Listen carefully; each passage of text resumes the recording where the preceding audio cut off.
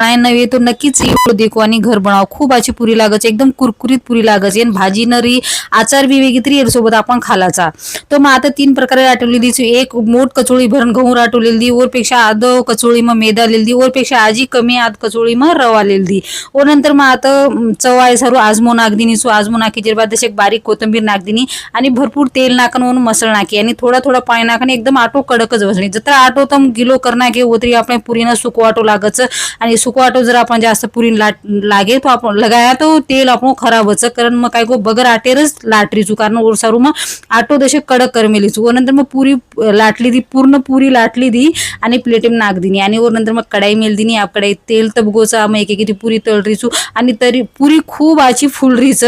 आणि ताती ताती खायन खूप आची लागायची सोबत आपण भाजी नाही री तरी बी आपण आचार्य सोबत खालाचा येणे आणि सुकी पण खालाचा कारण मग रवा बिरचं वर ती कुरकुरीत वच और नंतर मग बनायती आता चणार भाजी आणि मग पुरी आणि चणार भाजी लिहिली आणि मार छोरा होतं भार वाट देखरोचं खूप जास्त भूक लागरीचं तंबी बनवायचं काय ना